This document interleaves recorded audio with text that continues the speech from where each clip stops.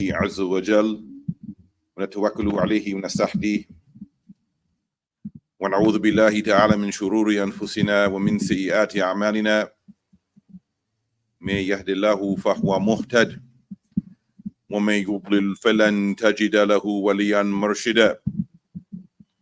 وأشهد أن لا إله إلا الله ولي الصالحين، وأشهد أن سيدنا ونبينا وأسواتنا محمدا صلى الله تعالى عليه وعلى آله وصحبه الراشدين وسلم عبد الله ورسوله. وأما بعد عباد الله، أوصيكم ونفسي بتقوى الله عز وجل. يقول الله تبارك وتعالى في كتابه المبين: يا أيها الذين آمنوا اتقوا الله وكونوا مع الصادقين. ويقول الله عز وجل: إنما المؤمنون إخوة فأصلحوا بين أخويكم واتقوا الله لعلكم ترحمون. We begin praising and thanking Allah Azza wa Jal, and no matter how much we praise and thank Him, we can never praise and thank Him enough. The praise and thanks belongs to Allah according to the measure of all that is in the heavens and all that is in the earth. We thank Him, we seek His assistance, we seek His forgiveness, and we believe in Him, mighty and sublime, and we seek His guidance. And we seek refuge with Allah from the mischief that is within inside of ourselves and from the sins that we commit. He who Allah guides, most certainly he or she is guided aright. And he whom He allows to go astray, there is no patron nor protector who can guide this person aright. I openly testify that there is no God, there's nothing worthy of worship except for Allah, who is the guardian patron of the righteous, those who are upright and righteous. And I also testify that our master, our prophet, our complete example of human excellence, Muhammad ibn Abdullah ibn Abdul Muttalib ibn Hashim, may Allah's prayers and peace be upon him and his rightly guided companions, is Allah's slave servant and messenger. And what follows, dear believers, I recommend for you, but firstly for my own sinful self, to have the proper regard, the proper awe, and the proper consciousness of Allah, meaning having taqwa for Him. And He commands in His clear book, the Quran, O you who believe, be regardful for Allah and be with the truthful people. And He, mighty and sublime, said the believers are but one fraternity, they're one brotherhood, one sisterhood. So make peace between your brothers, reconcile disputes and make peace between your brothers, and have taqwa for Allah, be regardful for Allah, in order that you receive divine loving compassion, that you receive divine mercy. Beloved brothers and sisters, on Sunday, May 19th, is a day known amongst many people in the African American community as Malcolm X Day. It is the 59th commemoration this year, which started after his martyrdom 59 years ago. And we'd like to bring up some points relating to his life that Allah subhanahu wa ta'ala mentioned in the Quran. Allah inna awliya Allahi la khawfun alayhim wa la hum yahzanun. And surely for the awliya of Allah, no fear is upon them, nor shall they grieve. And through the lands in which Islam is spread, part of the establishment of Islam in those lands, the enculturation of Islam in those lands, is that the people, the Muslims, recognize and take inspiration from the saints of the people of those lands. For instance, if one were to go to what now modern-day Pakistan in Karachi, there are people who make ziyarah and venerate and have annual remembrance of Sidi Abdullah al-Ashdar ibn Muhammad al-Nasr Zakiya al-Hassani. Or if one is in India, that they would go to Ajmer, known as Ajmer Sharif of Sayyid Mu'inuddin Chisti. Or in Senegal, Sheikh Ahmadu Bamba. Or in Nigeria, the annual gathering of the one known as Shehu, or Sheikh Uthman Dan Fodio, or also known as Sheikh Uthman bin Fudi. May Allah's mercy be upon all of these saints. Nonetheless, just as it is there, the great Malcolm X, the Shaheed, probably the most impactful Muslim in American history, that he's been a caller to Islam 59 years after his martyrdom, of how many people in America, much less the world, embraced Islam or came to Islam through reading his autobiography alone, much less his speeches. Jazakallahu khairan kathiran. May Allah subhanahu wa ta'ala give Malcolm X a beautiful, great reward. And inshallah, it should be our intention next year for the 60th anniversary of his Shahada on May 19th, we should make the intention of making ziyarah to that cemetery where he is buried next to his wonderful wife, Al-Hajjah Dr. Betty Shabazz. So we should keep these types of things in our minds and give us that we can draw inspiration from the likes of Malcolm X. And this is, again, all people in all lands of which Islam spread venerate and recognize the saints from their land, like in the Yemen, Imam Ahmed al-Muhajir. There's an annual gathering for him.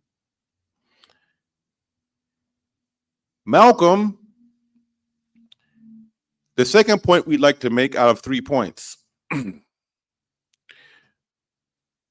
We see that the awliya of Allah subhanahu wa ta'ala, we will see in them that they many times will mirror a particular khasla or attribute of a prophet. So we see a wali is adorned or addressed with an attribute or a sifa of a prophet. Not that they have isma or infallibility, but there's a trait that a particular prophet is known for.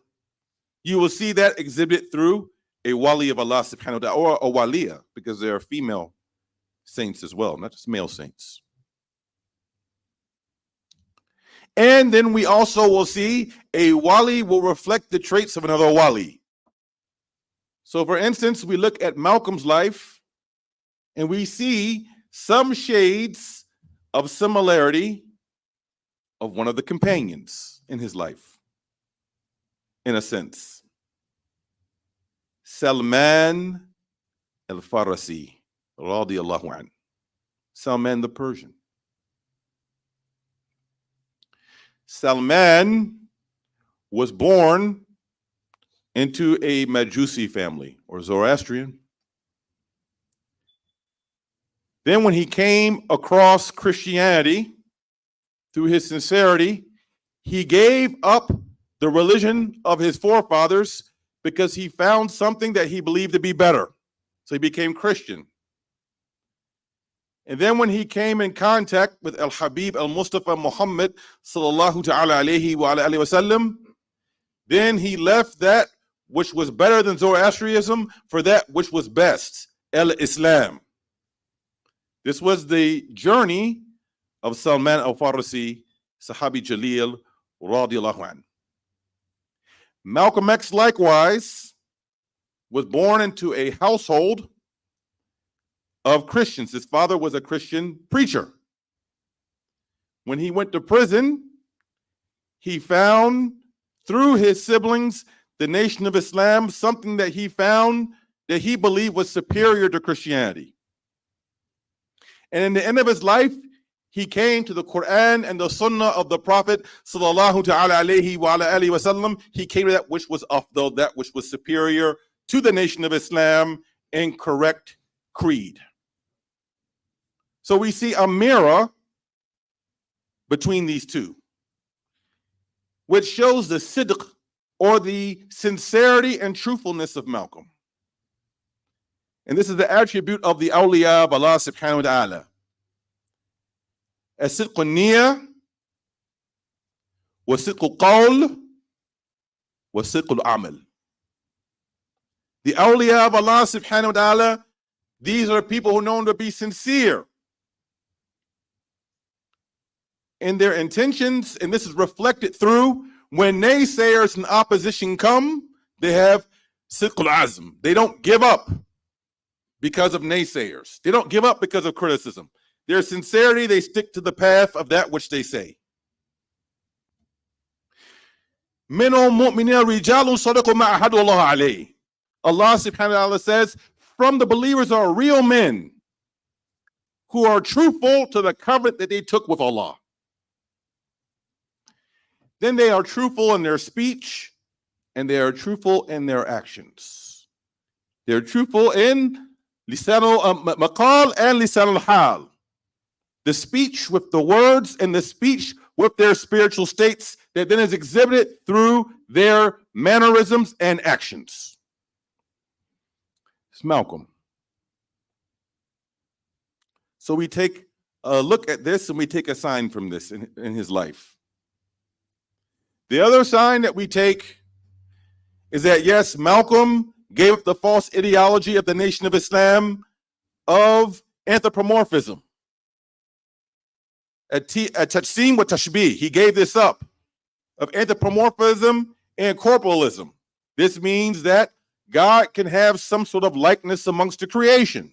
This is the belief of the Nation of Islam then, and this is the belief of the Nation of Islam today.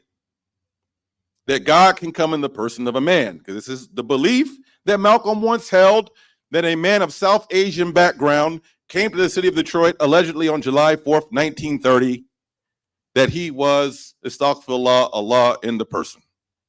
So he gave this up. Because Allah subhanahu wa ta'ala says that there is nothing even remotely close to Allah. Lam yalid wa lam yulad. God was not born, nor does he give birth, nor does he sire any children, and there's nothing comparable to him. And of course, they also had the belief that Mr. Elijah Muhammad was the messenger of Allah. And we know that the Prophet sallallahu alaihi wa ala alihi wa sahbihi rashidin wasallam is described in Quran as Khatamun Nabiyyin. He's the seal of the prophets. All messengers are prophets, but not all prophets are messengers. So the last of those was Sayyidina Muhammad ibn Abdullah ibn Abdul Muttalib ibn Hashim sallallahu alayhi wa alihi wa sahbihi rashidin wa sallam. So we know this was a false belief in Aqidah as well. However, one other thing very important that he purified himself from, and this is something that maybe we as Muslims today need to work on, at least not what we say with our tongues per se, but maybe what's in our hearts. And this is that the Nation of Islam Aqidah taught that certain people inherently are evil based upon their lineage or their skin.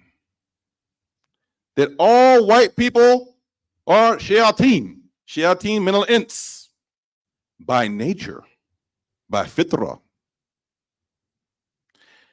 Malcolm X corrected this understanding. He said that one of the greatest regrets in his life, he wrote about this in his autobiography, and it's shown somewhat in the movie about him, that a white woman came to him when he was lecturing at Harvard University and said, I sympathize with the cause of African American plight. I want to help. What can I do to help? He said, nothing. Why? Because she was white. He said it was one of the biggest regrets of his life. Allah subhanahu wa ta'ala says in the Quran, Fitratullahi lati fatara an-nasa alayha. The nature that Allah originated this entire universe upon, he is the same originator of the good nature of human beings. And also in a rigorously authenticated hadith. Hadith sahih. فقال النبي صلى الله عليه وعلى آله وسلم كل ما يولد على الفطرة. الفطرة. Every person born is born upon the praiseworthy primordial nature, al-fitra. And the hadith continues. He says, but their parents make them Jewish or Christian or Zoroastrian. By implication, it means that fitrawi, all people are born upon al-Islam in their nature, submitting to Fatr as-samawati wal-ard, the one who originated their soul, God. Therefore, we don't believe that any group of human beings based upon maternal lineage, paternal lineage, or phenotype are intrinsically evil. The fakir just got back 2 days ago from traveling through the so-called Middle East. The fakir was there for 8 days, receiving benefit. And the fakir was told in a particular so-called Middle Eastern country, I say so-called Middle East because that was nothing that the people of that region ever called it. The British labeled that, colonizers labeled that Middle East, because you had Near East, Middle East, Far East. Unfortunately, some Arabs today still use the language of the colonizers. This is part of the British Empire carving up the world. In the so-called Middle East, I heard one person, subhanAllah, who's an alim, who had a theory that says that el-Yahud, that Jewish people, that somehow they are born to have certain negative attributes by birth. Just as the Nation of Islam say that by definition of someone being born white or Anglo-Saxon, they are born by nature to be devilish and or conniving. This is refuted by the Quran. This is refuted by the Prophet sallallahu alaihi wasallam. Everyone is born upon al-fitra. People are socialized into superiority complexes and inferiority complexes. So it is false to say two things. It is false to say that just because someone is born from a Jewish mother, therefore they're inherently evil and irredeemable. This is false, that they are born conniving and crooked. It is also true for those who claim to be Zionists, who say that people are born inherently so-called anti-Semitic, meaning anti-Jewish by nature. That people hate Jewish people just the fact because they're Jews inherently is baked into the DNA of the Goyim or the so-called Gentile non-Jew. We refute both of these based upon the Quran and the authentic Sunnah of the Prophet sallallahu alaihi wasallam. And Malcolm X came to this realization of his last year of his life as being a Sunni. He said when he came back from Hajj, he said that he saw white people there. They would be seen as white in America, but they didn't act like white people in America. And he said that he drank from the same cup and ate from the same plate as people who would be known as white here, but the Muslims, had a different disposition. And he said that if Americans would study Islam and embrace Islam, this could solve the problem of racism in America. This is what Al-Hajj Malik al-Shabazz, rahmatullahi alayhi, said. So we have to imbibe this saying and live this saying in the community. The Prophet sallallahu alaihi wasallam said in a rigorously authenticated hadith, لا فضل العربي على الأعجمي ولا الأعجمي على العربي ولا الأحمر على الأسود ولا الأسود على الأحمر إلا بالتقوى. The Arab is not better than the non-Arab. And the non-Arab does not have any merit over the Arab. So we can't be anti-Arabs as Muslims. The white has no superiority over the black, nor is the black better than the white. إلا بالتقوى. يا أيها الناس إنا خلقناكم من ذكر وأنثى وجعلناكم شعوبا وقبائل لتعارفوا. إن أكرمكم عند الله أتقاكم إن الله عليم خبير. O people, Allah subhanahu wa ta'ala says, O people, not O Muslim, O people. Surely we created you from a single male, Adam, and a single female, Eve. And we made you into various nations and ethnic groups that you may get to know one another. Li ta'arafu, not li ta'araku. Li ta'araku, nor that you battle each other, you kill each other. La. Surely the most noble of you with Allah are those who have the most taqwa. Had nothing to do with hair texture, skin color, whose mother, whether someone's mother was Jewish or not, whether someone's father's Arab or not, had nothing to do with the affair. And surely Allah is all knowing, all aware of this reality. He's all knowing, He's all aware. Nothing is beyond the knowledge of Allah subhanahu wa ta'ala. Nothing. Nothing at all. So we learn these lessons from the sidq of Al-Hajj Malik Al-Shabazz, rahmatullahi ta'ala. We learn these lessons. We learn the lessons, my brothers and sisters in Islam, again. We as Muslims, we have to revere the righteous and the saintly people in this land, not just abroad, but in this land, for the establishment of our deen here.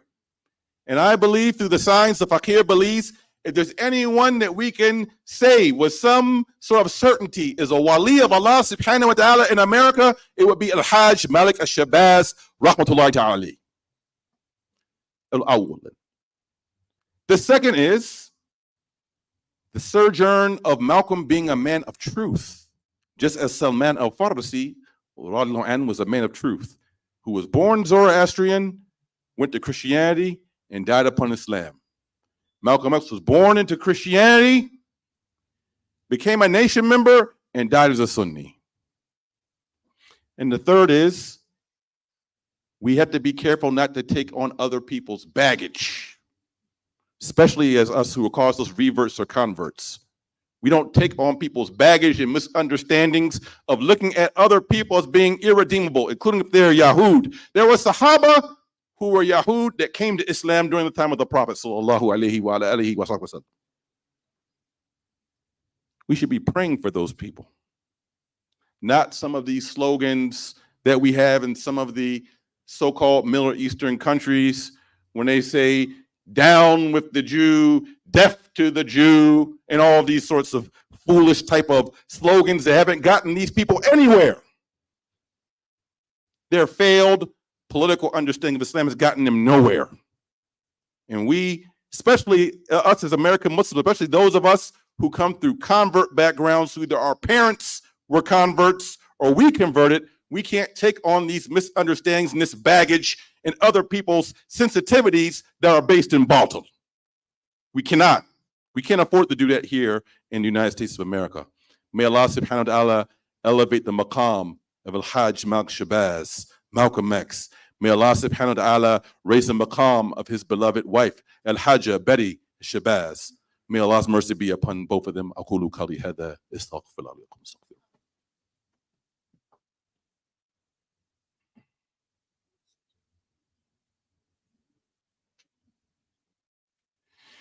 بسم الله الرحمن الرحيم الحمد لله رب العالمين حمدا كثيرا طيبا مباركا فيه وأفضل الصلاة وأتم التسليم على سيدنا ونبينا وحبيبنا محمد المصطفى وعلى آله الأصفياء وصحبه الأتقياء والتابعين لهم بخير وإحسان إلى يوم الجزاء وأما بعد.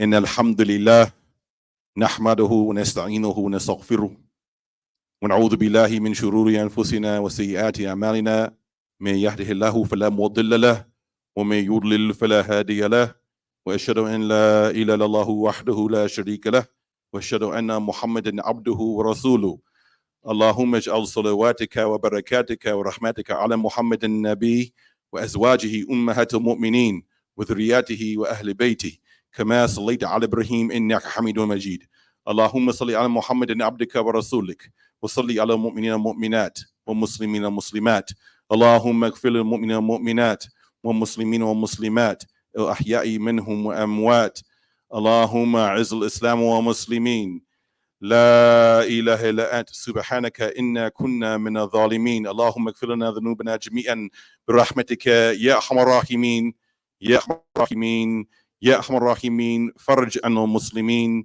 سبحان ربك بالعزة عما يصفون وسلام على المرسلين والحمد لله رب العالمين. أقيموا الصلاة.